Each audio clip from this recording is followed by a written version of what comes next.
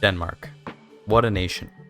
Once the arch-kings of the Kalmar Union and the scourge of the North Sea, the Danes have a long and connected history with the North Sea, with dominance over the eastern half of it, and control over the entrance to the Baltic. In the 19th century, Denmark finds itself in a tough spot.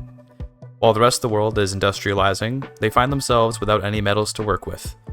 Where are the coal mines and iron mines? Where is anything except bleached fish, sparse forests, and a joke of a colonial empire?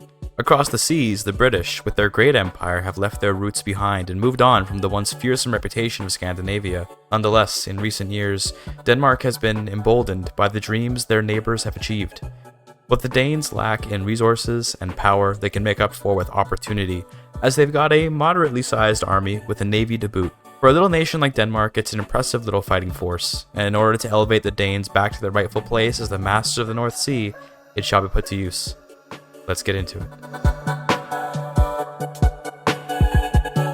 Denmark starts off in a rough position. The GDP is tiny, the standard of living is abysmal, the population is tiny, and you're in immediate danger, as within a handful of years, Prussia will come knocking for Schleswig-Holstein. What you've got going for you is a navy, and a couple overseas holdings like Togo, and some islands in the Caribbean that I don't care about.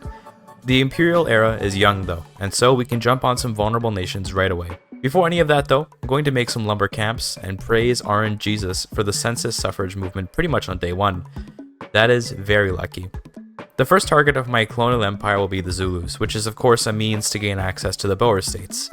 These Boers have undiscovered gold, which is huge, but what might be even more important is that they've also got a ton of iron and coal. This run is meant to be more of a fun little RP challenge run, but I'm going to introduce you to perhaps one of the most meta moves you can take as any country in Victoria 3. I'm certainly not the person to discover this, but I'm not sure it's exactly common knowledge either. Put an interest in South China and join the Opium Wars once Britain declares it. You are now in a war with Britain as an ally, meaning Britain cannot ever, under any circumstances, join a war against you. Once the war has actually started, start a play to do anything against any princely state in India. Our princely state is a subject of the EIC, by the way.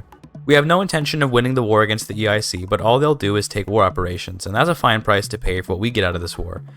You'll notice that because you're in a war together with Britain, they won't defend the EIC. In Victoria 3, if a dominion or protectorate is not protected by their overlord in a war, they will go free. You can probably see where this is going. The EIC, when it goes free, collapses into a bunch of different countries randomly, so we're effectively opening up all of India by doing this move, and I'd say that pretty much every country in the game would be wise to start like this if they're trying to cut down Britain. In the current patch, Britain is insanely strong, so hamstringing them like this is important, especially for this particular run. Anyway, once the war with the EIC begins, you'll immediately see that they are now just East India, and you can stay in the war or capitulate. It doesn't really matter, since what's done is done. East India won't split into its constituent successor states until they're at peace, so you'll have to wait for the Opium War to end. While all that's going on, your war in Zululand should be over by now, and you can just keep going to war to get more land. While Britain can't join wars against us due to us being allies, we want to attack Oranje and Transvaal, since Britain often defends them, but can't now. It takes almost no effort to defeat the Boers. Their existence is predicated on Britain's guarantee, which is null and void in this scenario. I even got a bit ambitious and went for Benin, since again, Britain can't defend anyone, and we may as well snap up as much as we can. Benin is a great state for all of its plantation goods, while the Boers are great for their minerals and gold. You'll notice our budget is having trouble, and this is mostly just because Denmark is so dirt poor, but once the gold appears in the Boer states, all will be fixed. When the Opium Wars ended, I capitulated to the EIC, paying them war operations, which I'll consider an investment. A little bit later, the EIC split into a million pieces, and each of them are unrecognized, weak little countries. In terms of the guide section of this video, everything I've just done here isn't even a necessarily Danish strategy. I'm not trying to play optimally, but for what I have in mind for this run, I do have to play well. So this opening is a pretty powerful way to jumpstart any nation. You can see that in the beginning of 1839, we're below 25 infamy, and we've gotten a ton of great states, which as of yet are not contributing much of anything to the nation, but which will one day be of immense utility. Anyway, the road to restoring Denmark's once dominant position in the world is a long one, and we're only just getting started. I'm going to stay at peace for a bit and wait until the gold spawns in South Africa, since I would need to avoid getting too far into debt. Denmark is recognized, but is a minor power, so their interest rate is pretty high. By the time gold did spawn, I at least upgraded to major power, but yeah, interest is still killer. I got my first goldfields in Vrijstaat in November, and my budget had gone from £8,000 deficit to only £400 of deficit once the field was fully employed. Keep in mind that this is just the beginning. Gold gives an absolute value of minting, so for small countries like Denmark, this will absolutely carry me, whereas for bigger countries, it's not as important. Britain made a move against Persia in the fall of 1840, and looking for cover while I invade India, I joined on Britain's side, and once the war began, I went after Baroda. Gujarat is a very nice state because it has a large population and opium potential. In fact, Gujarat and Sindh are both amazing because of their massive opium reserves, and this will be what drives the Danish economy once the gold runs out. The Gujaratis are using irregular infantry, and I've got a relatively modern line infantry army with a lot of cavalry. Using a lot of cavalry gives your generals access to the rapid advance tactic, which gives extra offense, advancement speed, and occupation gains. I really like using rapid advance in general, if only for the extra offense, but the occupation speed and advancement speed are underrated. If you advance faster and you're winning battles, that means your enemy has less time to reinforce and get their morale back.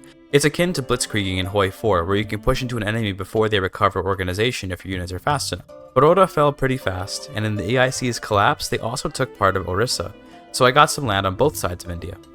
By taking just one Indian state, my GDP is already increased immensely, and that's because of the raw subsistence output there, but we're not quite done here. Next up is Kutch, so we can complete our conquest of the Gujarat Peninsula, and I'll finish up my conquest in India for now with Sindh. What I'm going for here is a sort of regional system. I'm going to use India as my agriculture, since they've got opium, dyes, tobacco, and all kinds of other great plantation goods, and I'm going to use South Africa for resources like iron and coal. Then I'll put my actual manufacturing industries in Denmark, so the best jobs can be in my proper states, which will be influencing my politics. That being said, I am incorporating the border states, so those are also going to contribute to my politics, but I do also enjoy the three-way split of industry here. Unfortunately, my gold mines dried up pretty fast, so my budget is back down to the super negatives, and this is a bit scary, but we've got to weather the storm and try to get some industrialization going on. One thing that was unexpectedly draining my budget was that I was paying subsidies to my trade center to keep my trades up. Turns out I had a ton of unprofitable trade routes going on, which were hurting my budget quite a bit. I went in and cancelled all the unproductive trades, and then my budget was quite quickly rebalanced to something a bit more reasonable. Unfortunately, as Denmark, we have a pretty small construction potential, if only because our taxable population base is quite low. Eventually, as we build up profitable stuff like opium and gold, we'll have a strong capitalist base that will help us get to laissez-faire and build up the economy faster, but for now, we're stuck scraping by trying to make paper to keep the budget afloat. In July of 1846, a wave of radicalism gripped Danish politics after a radical, Orla Lehmann, won an election through vitriolic anti-monarchist sentiment. The current monarch, Christian von Oldenburg, is pretty unpopular, and so a movement to oust the monarchy has been fomenting for some time. Of course, the traditional coalition of the clergy, army, and landowners might have something to say about that. That was until the success of the liberal movement convinced the armed forces to abandon monarchism and embrace reformism. Unfortunately, the rise of radicalism abruptly ended right after it started, and yeah, I don't know if this is a bug or what, but that kinda sucks. To be fair, the reward for getting a revolutionary victory isn't really that good, but I'd have liked to get it anyway. I passed dedicated police afterward just to try and weaken the landowners and reduce the radicals I'd be generating from my high taxes, and then I worked to get rid of my migration controls. I've got a ton of peasants in India who are discriminated that I'd love to have immigrate to my homelands in Denmark. We could use more labor in our actual incorporated states, and some Indian immigrants would work great for that. More importantly, it's always a fun meme to cause demographic shifts with huge migrations. Unfortunately for me though, the Prussians, with whom I'd been maintaining strong relations, expelled my diplomats and came after Schleswig-Holstein, feeling it to be proper territory of the German Federation. Now, one interesting thing about Prussia attacking Denmark in general is that they tend to have trouble because they have no navy, but a human-controlled Prussia will usually either build a navy or call in Sweden to help them. I wasn't worried about this war since the Prussian AI likely wouldn't be smart enough to actually fight me, but then Sweden was called in, and suddenly, my fate was sealed. With Prussia having access to me by land in Scania, I was done. But then, I was saved by the greatest ally anyone could ask for in a war with Prussia, France. All they wanted was whatever stupid island I had in the Caribbean for support. Yeah, that sounds fine with me considering I don't even know that island's name. Naturally, Prussia added a demand for Alsace-Lorraine, which escalated the war quite a bit, and I thought I might as well get in on that escalation, so I added a goal for Scania. The old Danish kingdom once included Scania, and although now it's a Swedish state, there's no reason why the Danes can't reclaim the land there. Scania has coal, which is nice, but overall it's not that useful of a state for the nation. What importance it does carry is in its historical value and a symbol of Danish strength. I piled up my soldiers in Scania, and then Russia joined on Prussia's side, and very quickly, Bismarck's bid for Schleswig-Holstein escalated into something of a world war. It kicked off in August of 1848, and the Danish and French armies hunkered down across the straits, although there's no increase in defense for defending a strait crossing, so who cares, I guess. Nonetheless, Russian forces were decimated in the first battle of the war, as Danish and French troops slaughtered the attacking Russians. Meanwhile, the confident French army proceeded to attack across the strait, which was very inspiring for the Danish cavalry, who charged ferociously only to lose the ground that France earned. Definitely a military blunder, as the demotivated Danes returned to defensive positions. Meanwhile, back in France, the Prussians were pushing into Alsace-Lorraine, which did not bode well at all. Thanks to the immense manpower of France, though, the Prussians were running out of men in Alsace-Lorraine, and although the state was occupied, the French quickly turned things around and took it back. The battle for Scania continued, with both sides gaining and then losing ground over and over, and to break the deadlock, Italian revolutionary Giuseppe Garibaldi joined the war on Denmark's side. With the frightening Garibaldi on Denmark's side, the Russians soon capitulated, having sustained heavy losses, and with the Russian evacuation, Sweden fell quickly to the Franco-Danish army, finally bringing Scania back into Danish hands and charging the Swedes' operations. Much of the success of the war was attributed to the radicals, and so, when a threat of civil war over the issue of radicalism came to head, the Oldenburg king stepped down and the Danish Republic was proclaimed. Initially, the clergy took control of the government under Magnus von Oldenburg, a cousin of the old king, but his rule would be a transitional period between the deposition of the king and the first election of the Danish Republic. In March of 1850, when French forces entered the Rhineland, the Prussians surrendered, offering immense wealth to the Danes as reparations, and then the first election of the Republic in August came through with a soundly radical victory. Naturally, in retaliation for German aggression, the autonomous state of Holstein was revoked and annexed directly into Denmark after a short war, and here in 1850, Denmark has gone from a tiny nation to a burgeoning colonial empire with its old borders reclaimed. With the Scanians turned to the fold, Danish revanchism is starting to cool down, at least until conversations of even further Danish claims one day make it to Parliament. Land, people, and resources are the limiting factors for the growth of any empire, but now Denmark has all of those things. What the government has to figure out is how to leverage those things, and thanks to the influx of cash from the Prussians and Swedes, the government was flush with money. It's time to expand the economy. Despite the demands from the upset clergy for a state religion, I tried again to remove migration controls after failing before, and while that's in the works, I'm pumping up my construction to 69, which was not intentional, but coincidentally created a pretty nice outcome. I put immediate priority on building up gold mines in South Africa to rebalance the budget, since right now I'm still taking a pretty hefty deficit on, despite my Prussian reparations. These gold mines and their eventual capitalist owners will be useful for the investment pool funds they'll generate, especially once the industrialists get their laissez-faire capitalism that they're petitioning for. Migration controls were repealed in April of 1854, and with that, a small trickle of Gujaratis began moving to Copenhagen, although I'm sure more will be on the way soon. With the success of the migration law, the industrialists pushed further to liberalize the economy despite being a relatively small section of the government. They'd have to convince the neutral intelligentsia of the value of a liberal economy to pull it off, but if they can, then Denmark's power might just explode. In the meantime, a minor wave of revanchism washed over Denmark, which led to a war with the old Hanseatic city of Lübeck. Although an old grudge by now, Denmark's ascendance has led it to continue pushing for control over its historic rivals, and with Prussia humiliated in their attempt to take Schleswig-Holstein, Lübeck was looking like an easy target. Indeed, it looks like not a single nation will come to the poor city-state's rescue, and as such, the city was conquered in a war lasting under a month. While working towards laissez-faire, the government endeavored to feed its people, knowing that a focus on agriculture may not be so possible once the economy is so liberalized. The subsistence farms of Benin were converted to industrial millet farms, even though Sindh's farmlands are more fertile.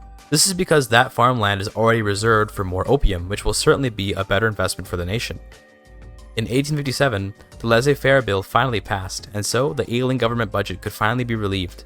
The government debt was saved by the mass privatization of everything they had built up to that point, and using those profits, the capitalists would reinvest in the nation to shoot the GDP up to £15 million by April of 1859. Looking to later expand the construction sector, the government ran a governmental surplus and assembled some gold reserves in preparation for a great expansion of the construction sectors in the near future, while also considering what reforms ought to come next. The influx of Indians into core Danish territory has led to a new mindset among the Danes with regards to their own identity. Where in the past the Danes focused on their Scandinavian heritage, their connection to the Germans of Holstein and unity and difference from the Indians of the empire led them towards a system of racial segregation.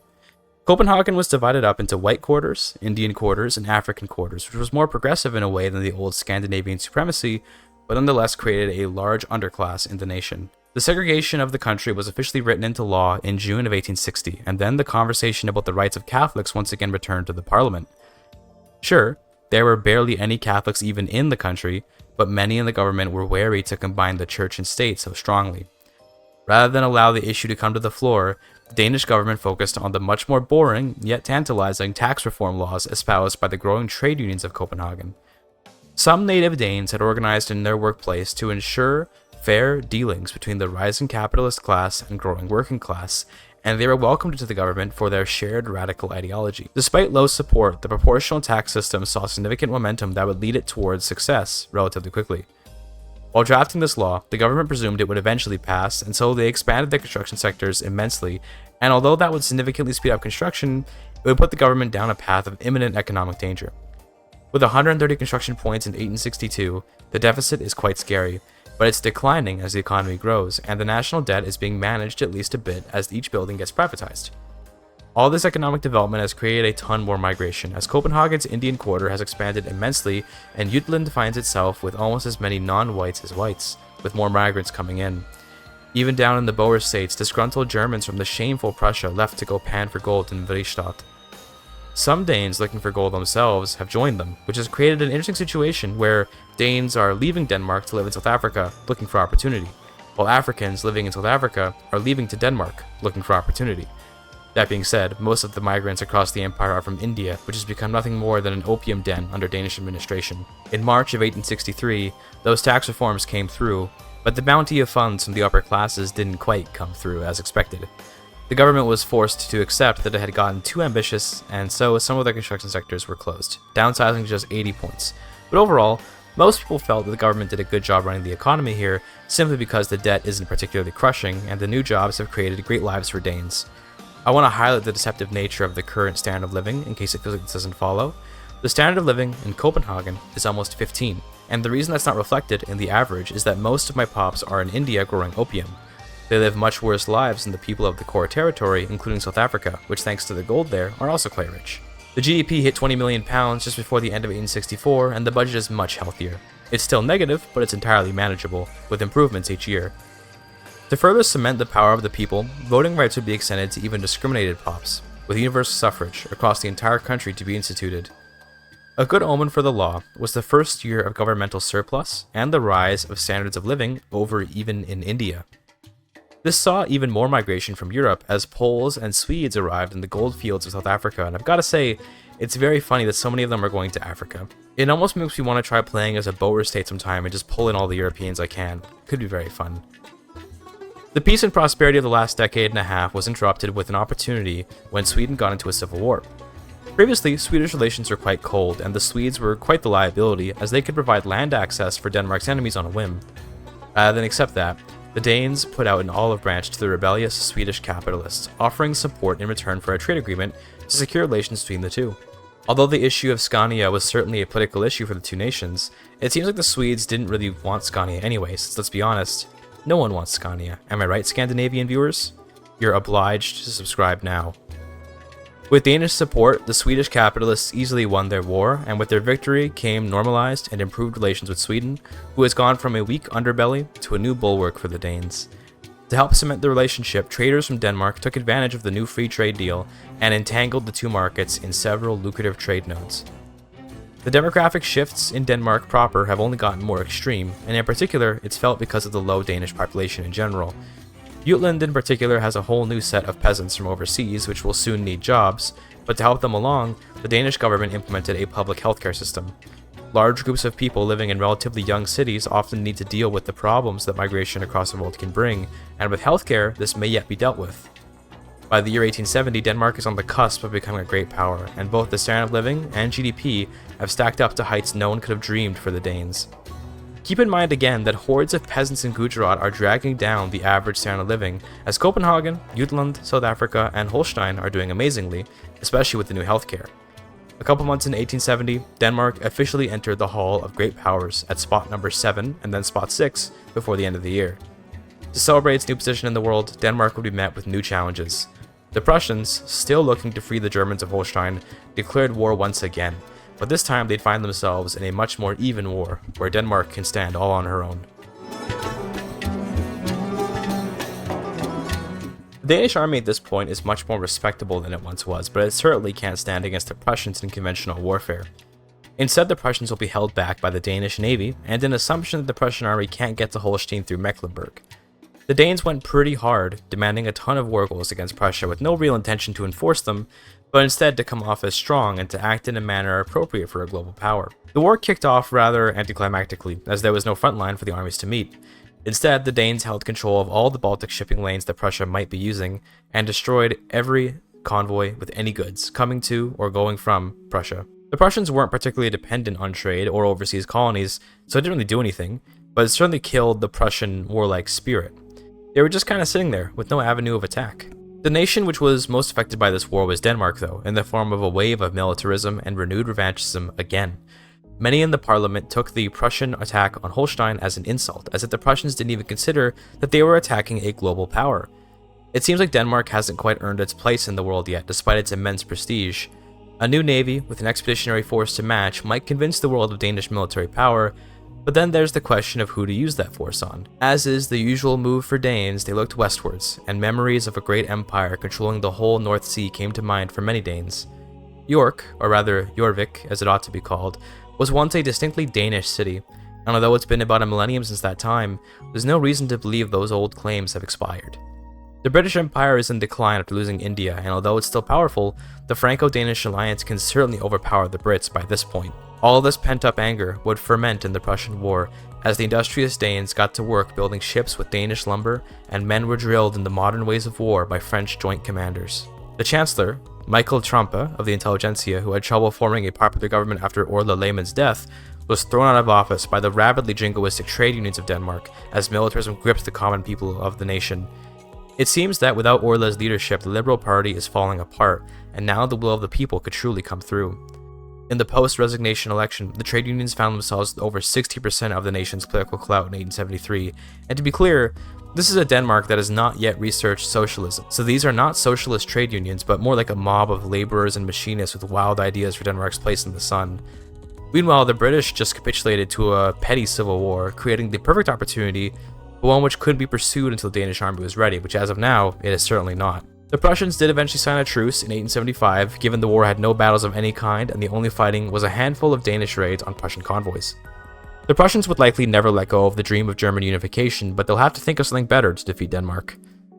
The next couple years are dedicated to the build-up of Denmark's local weapons production and the training of an immense professional army that could operate effectively in both conventional warfare and amphibious warfare. Funnily enough, the new rise in military demand was useful not just for supplying an effective fighting force, but also for the economy, as the Danish economy hit 50 million pounds of GDP in 1880. The new army and the new industry for it was expensive, but it did propel Denmark to the number 3 great power spot, putting them into the balance of power between France and Britain. But thankfully, the French were on the Danish side, and it was time to decapitate the Brits. In an unprecedented act of aggression, the Danes declared war for Yorkshire and brought France in with the promise to liberate Canada during the war. Austria did come in to defend England, but if we're being honest, the Austrians are inconsequential given their lack of a real navy, although since armies can move across water without fear of being intercepted by navies, the Austrians could prove problematic once the Danish army lands in London. Just before the war broke out, the Danes added additional demands for the Midlands and the dissolution of the United Kingdom back into its constituent monarchies. Scotland and Ireland were to be released from their union, if only to become new targets later for the Danes. Once the war began, landing in the Midlands was easy, as the British army just wasn't present. I'm not sure where they went, but perhaps they were tending to overseas matters, and the British somehow assumed the Danes were joking about their war. The entirety of England was occupied with immense speed by the Danish cavalry, and imagery reminiscent of the sacking of Lindisfarne revived British terror at the sight of ships flying a Danish war flag. The British, although reluctant to do so, did surrender in July of 1884, formally bringing JORVIK back into the fold. The British were absolutely decimated, having lost Canada, Scotland, Ireland, and most of northeastern England. The Danish army's momentum kept its power and moved on to further colonial ambitions in the east. The Japanese shogunate was, as of yet, an untapped font of wealth, which Denmark could chew up and spit out. The city of Yokohama was turned into a port of entry for Danish goods into the Japanese market, and would become the primary importer of silk for Danish textiles, which would shoot Danish productivity through the roof. As of 1889, the Danes had the second highest GDP per capita, including their Indian territories. They were behind only the tiny city-state of Krakow, which would of course have a high GDP per capita, considering their tiny population and all. In November of the same year, the Danes hit a record high of 90 million GDP, and then invaded Britain yet again, looking for even further control of the old Danelaw. Dreams of Danish Empire did cloud the judgment of some of the war cabinet, which went on to demand Lancashire and East Anglia, alongside the nationalization of everything the British had control of in their old territories. I'd have been willing to buy those businesses, but on laissez-faire you can't nationalize anything, including recently conquered businesses. The Danes had acquired pariah status, making even their French allies look upon them wearily. After all, Normandy was once a Norse territory. Will the Danes come after them next? The truth is, they may have, but the French military was immensely fearsome, even for the battle-hardened Danish army. Although the Russians did rush to defend Britain for fear of the Danes growing too powerful, nothing could stop the inevitable occupation of London, as Britain was effectively defeated almost instantly.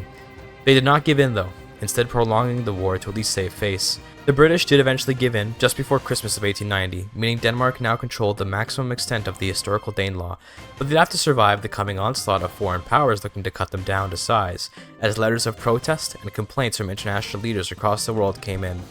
So far, no threats of war, but surely someone would challenge Danish hegemony as the French backed off from their previous support for Danish warmongering.